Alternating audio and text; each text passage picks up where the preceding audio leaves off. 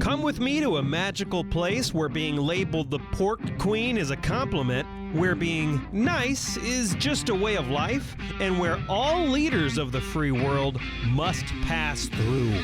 Welcome to Iowa. Whether you're a current Iowan, an Iowa expat, or an Iowan at heart, this show is for you. This is the Iowa Podcast. Real Iowans, real talk, no drama. From the Jethro's Barbecue Studio, I'm Justin Brady. You've heard a lot about organic farming. You've heard that's better for you, that's better for the environment, or something like that. And if you're like most people, you don't really know much more than that. You have no idea. There are articles written about maybe organic's good, and now I'm seeing articles from some publications about, well, processed food isn't that bad. Like, seriously, I saw that the other day. Let's figure this all out together today. Let's figure out what actually goes into organic farming, why it's different, and we're going to talk to, can I call you like the OG Iowa organic farmer? Like the guy, you may have started the whole movement in Iowa, maybe? You were doing this back in like you were doing this back in the 90s. Yeah. James Nisley of Camp Creek Organic Produce and Organic Greens joins us in the studio. Thank you so much for coming in here. Thank you, Justin. Appreciate it. From Kelowna. Yeah.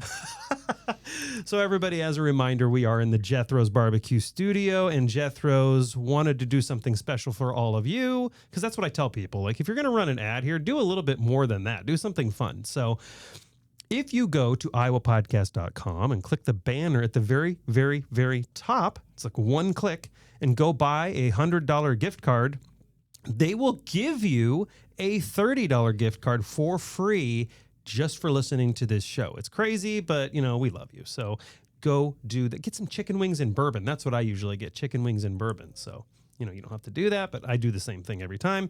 In the 90s, I think, you started to get into organic farming. 98. It's because you discovered the health benefits of sprouts, specifically raised organically.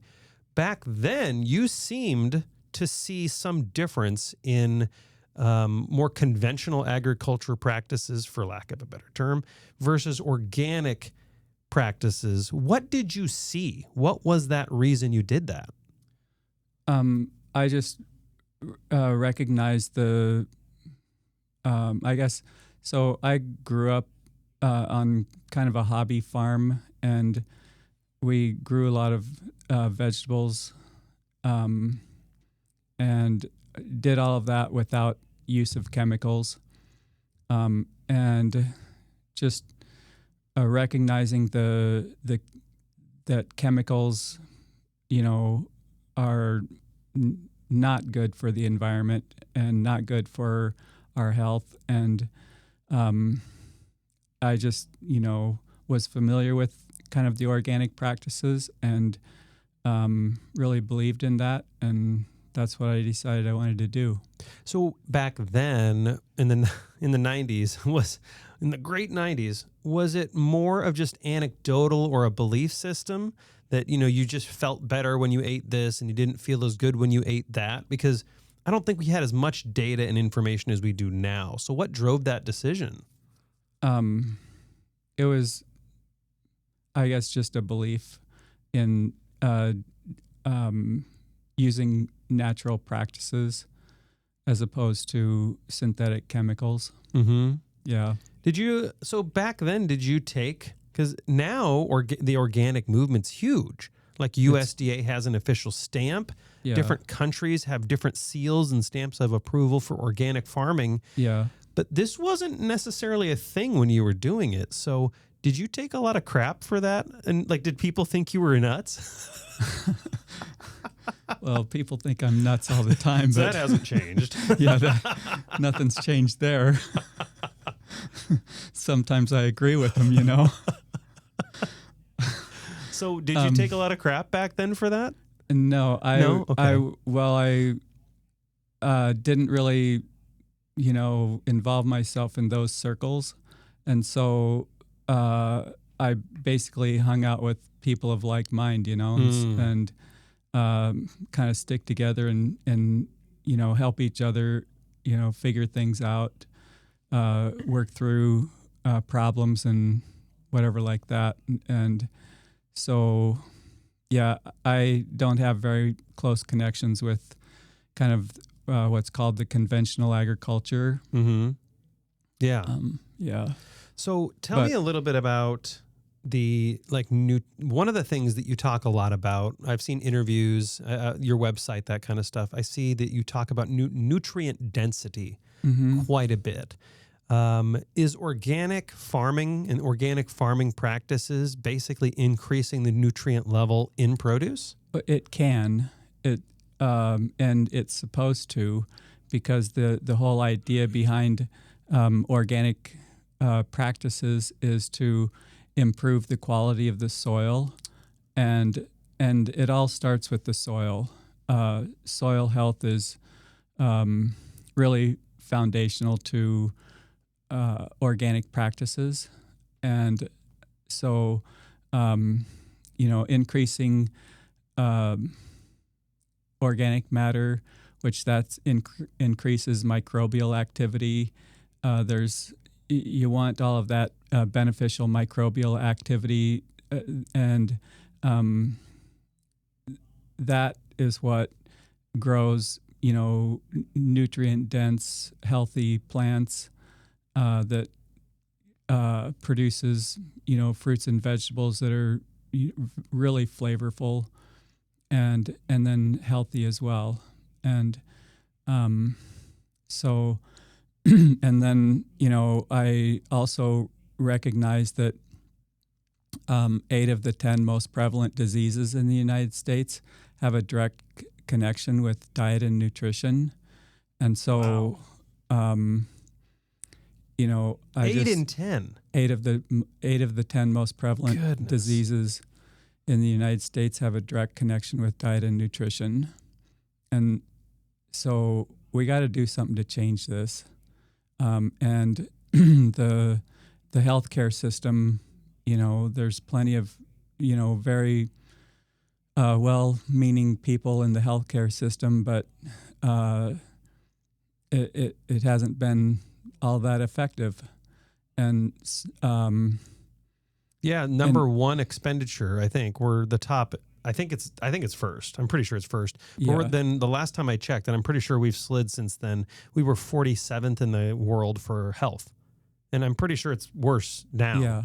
And so what's interesting, what you're saying is that what's in the soil is what's in your food. And I think maybe that seems obvious now, but it has not been obvious. Right. And so you're talking about biodiversity and I don't know, what was the word you used? You used a good word, but basically the biodiversity of the soil gets beneficial microbial. Yes, microbials. That stuff, if it's in the soil, it's absorbed by the plant and it gets into your food and you eat it and it's good for you, it's good for your health, it's good for your gut. Yeah.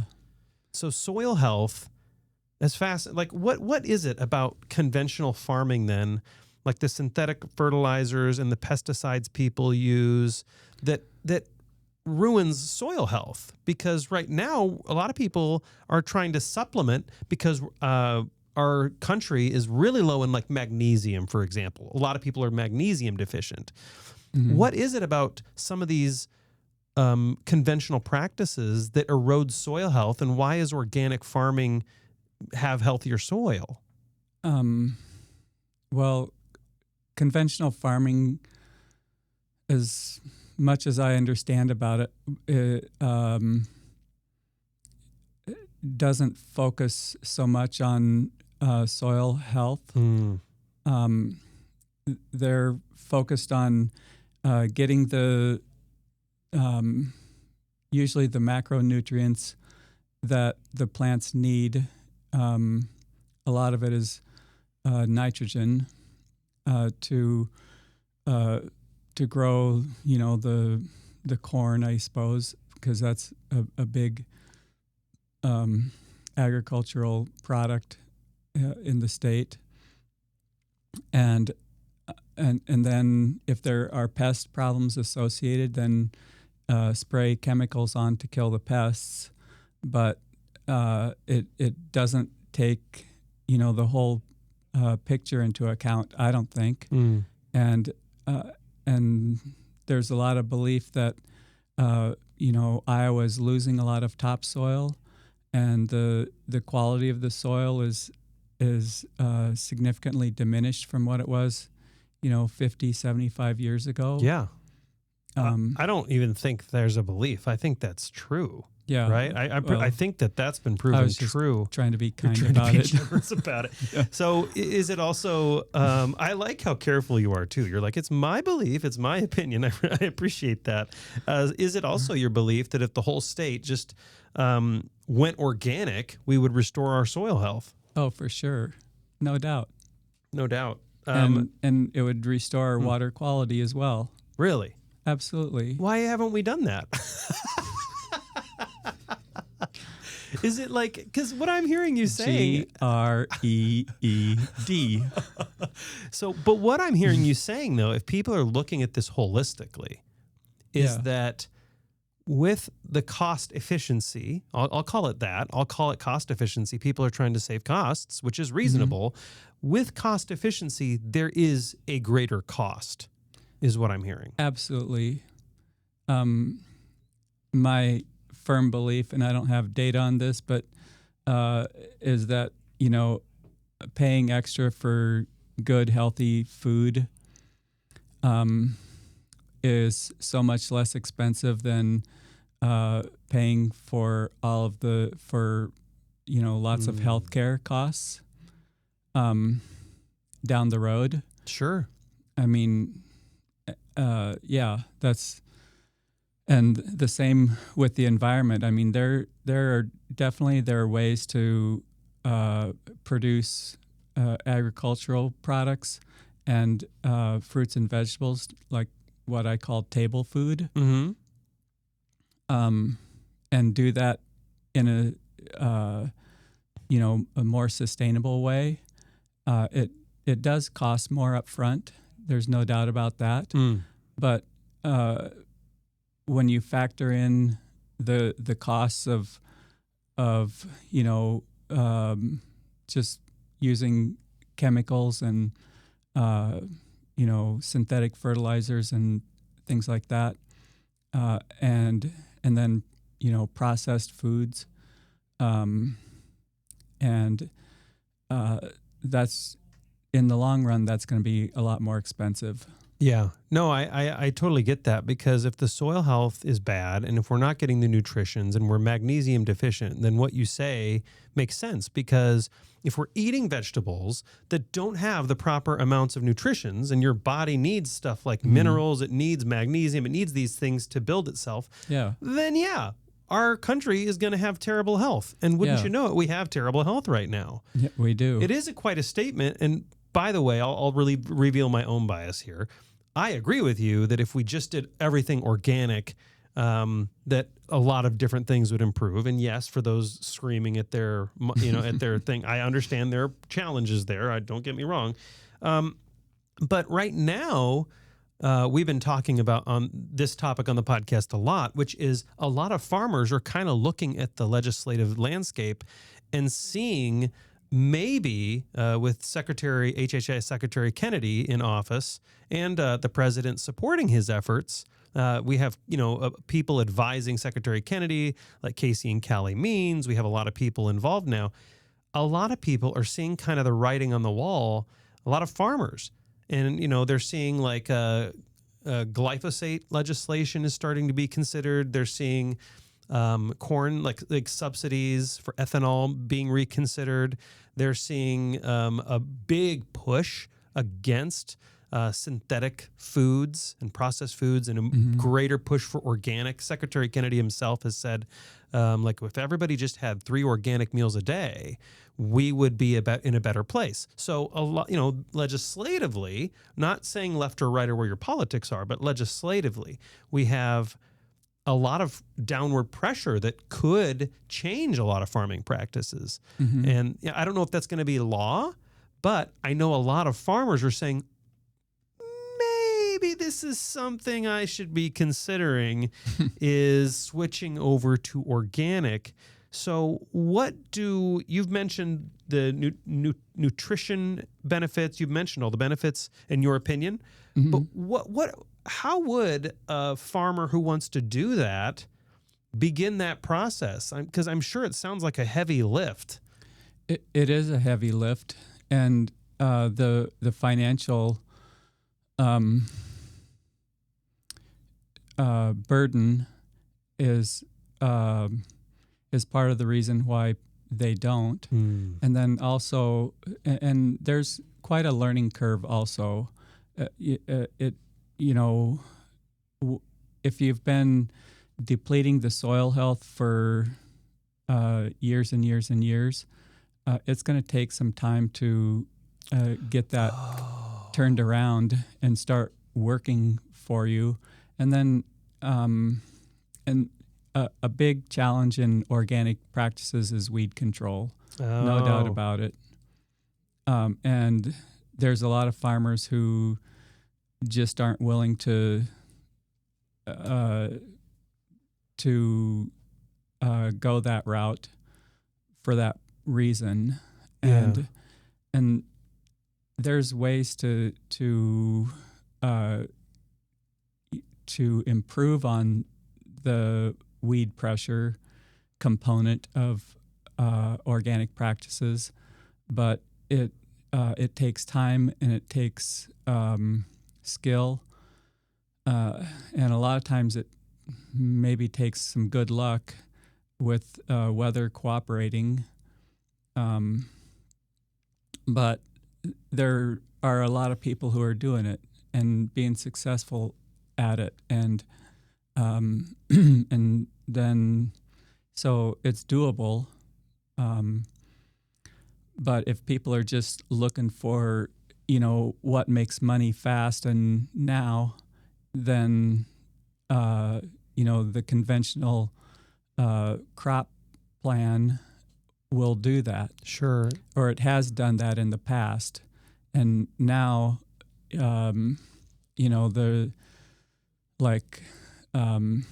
seed corn or seed prices for corn and soybeans and whatever like that.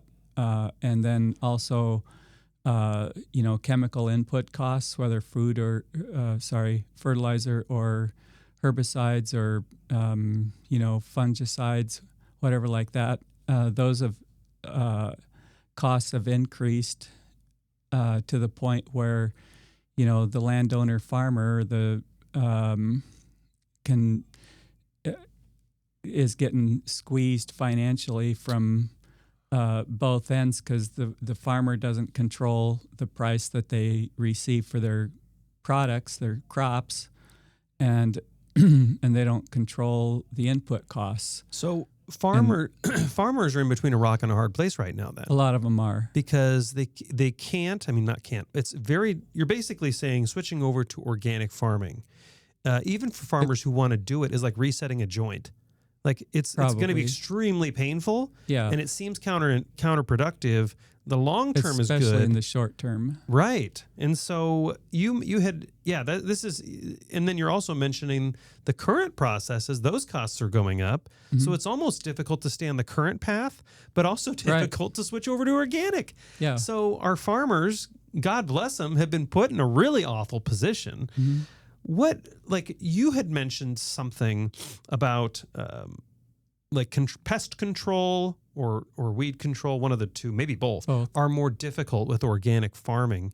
So particularly weed control. What is the alternative? Like how do organic farmers like yourself at massive scale control pests and weeds? Like what does that look like for because I don't know what you do. Yeah. Do you just go out there with tweezers? No. Nope. So for weed control, it's primarily cultivation, but also crop rotation. And so, you're rotating crops. There are also green manure cover crops that is a crop that you just grow for the purpose of tilling that crop back into the soil to improve soil fertility, improve soil tilth, and also suppress weeds. And some of those are really very effective at helping to suppress weeds. And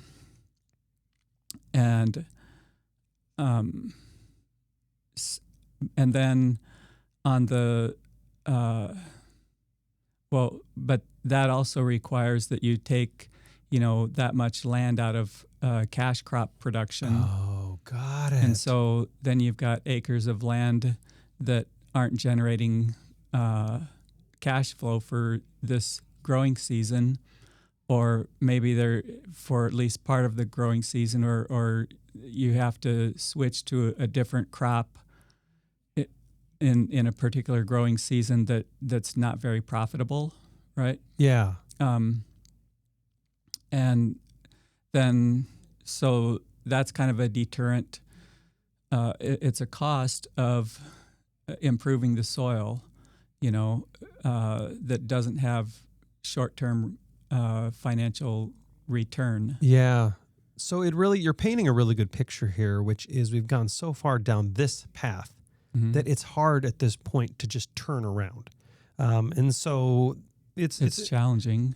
Yeah. And so, this is part of the reason I want to talk about this briefly, but I also want to talk about the school program with the last 5 minutes we have. But yeah, this is part of the reason you're a part of the top program. You're a top mentor, I believe. Yeah. Can you briefly just what is that? Because I think you're mentoring other farmers or other people in agriculture. It was a mentoring program by the Iowa State University Organic Program, where myself as a more experienced organic producer am mentoring another organic producer that is just new and kind of transitioning or trying to utilize organic practices. And so people who want to do that transition can go through that program then? Yeah. And work with people like yourself? Mm-hmm. Yes. Okay, got it. Last question. One of the things that actually put you on our radar is that you are working with the USDA's Local Food for Schools program by providing organic food to students at schools. That's really exciting. And that is really exciting, especially because, again, nutrition for our youngsters is terrible. We just had Secretary Vilsack in here who agreed. And, of course, the current administration also agrees. It's super funny to me, by the way. The both administrations agree, but left and right still fight, which is hilarious. And tell me... And the current administration canceled the funding for Local Food for Schools. Did it? So tell me about your efforts to get organic produce onto plates for students. Like, what does that look like? So I got approached to participate in a pilot processing project under the previous administration in this Local Food for Schools grant program by the USDA that Governor Vilsack, spearheaded. Mm-hmm. Yeah. And he and Michelle Obama were spearheading that one. Yeah.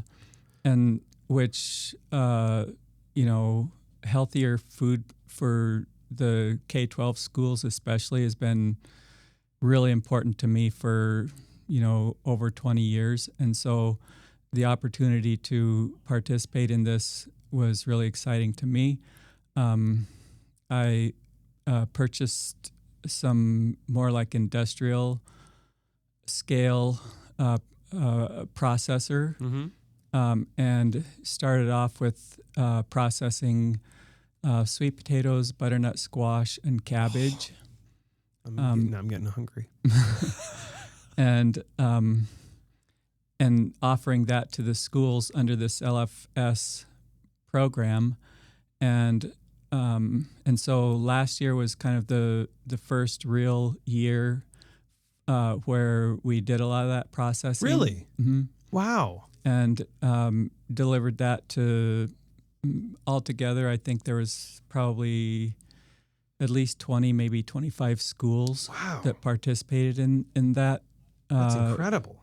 Receiving the processed products, and then serving that to the students. And there was really good feedback, really positive feedback that we got, that the students really liked it a lot. There was one school in the Des Moines area here that ordered like 5 cases the first time, and then I got an email back that all of the schools ran out, Of course they did. Food. Yeah, and, wow. And they increased their order 2.5 times for the next delivery. Wow. And so, it's, I'm really passionate about getting better quality ingredients, for the schools, and it's challenging. It's challenging for food service directors because of because the budget constraints that they have, because and they're trying to please parents, as well as pleasing or preparing food that the students will like and eat, and not just end up in the trash can, right? And so they're under a lot of pressure from multiple sides, and they get a significant amount of either free or really inexpensive food from the Department of Defense. Really? It's a crazy story, but the schools are getting food from the Department of Defense. Yes. What is that about? What is the food? I don't know all of the backstory behind that, but so me as a local food provider, trying to just get a fair price for and pay the farmer a fair price for raw ingredients and whatever like that, then I'm up against decisions that are budget driven, and competing with really inexpensive ingredients coming from the Department of Defense. So the bottom line here is that your 2025 schools, you're getting organic produce in 2025 schools. The students clearly want more of it because, as I know, better quality, better grown food does taste better. Flavor is nutrition. What you're saying, though, is that in your effort to get more organic food on kids' plates, you're actually competing against the Department of Defense. Exactly. That's insane. And so are they just they're clearly not providing like MREs. Like what are they providing these schools? Is it like heavily processed stuff? What are they providing? I actually don't know the details of it. I'm pretty sure it's significantly processed foods. But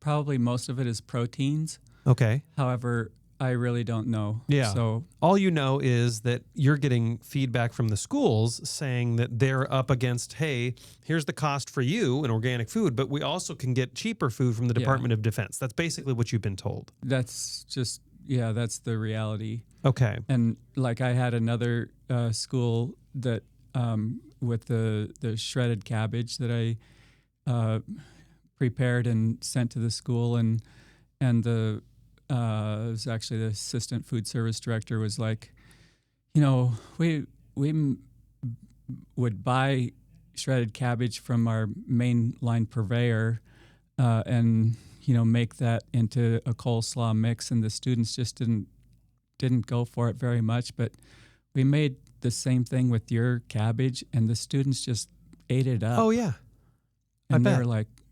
and so she was just jazzed about providing good local healthy food that the students actually really went for and ate it up.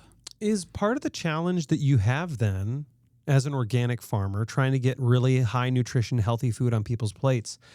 Are you competing against government subsidized food programs then that are subsidizing bad food? 100%.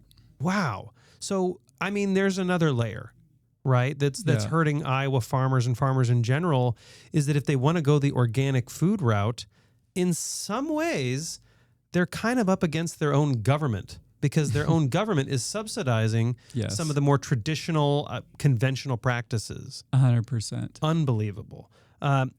James, I told you half an hour. It's been 34 minutes. And so I want to be a person of my word and get you out of here. But James Nisley, Camp Creek Organic Produce and Organic Grains, thank you for giving me the time and giving listeners the time to dig into this stuff. Yeah. It's very hard to understand the whole picture.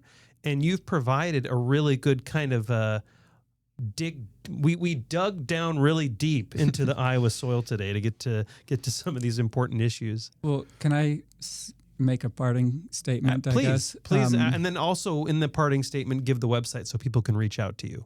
Okay.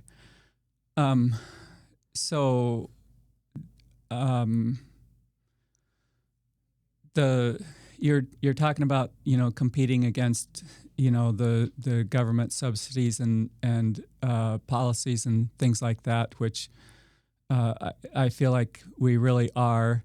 And my focus has been to provide good, healthy food and try to do something that I really believe is right.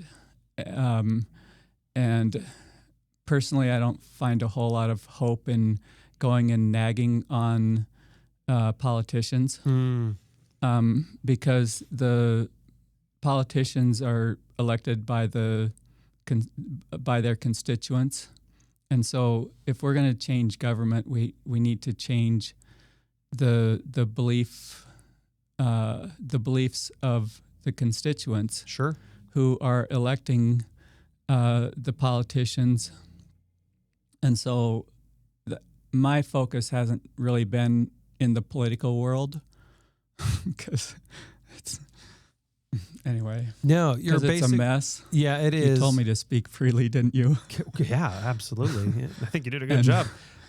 But basically, bottom line here is the politicians are going to do what the constituents say. So the constituents, if they want healthy organic food on more plates, the constituents are going to have to change their practices. Exactly. Yeah, I think that's a good way to. And they're going to have to speak up and demand the change that needs to happen.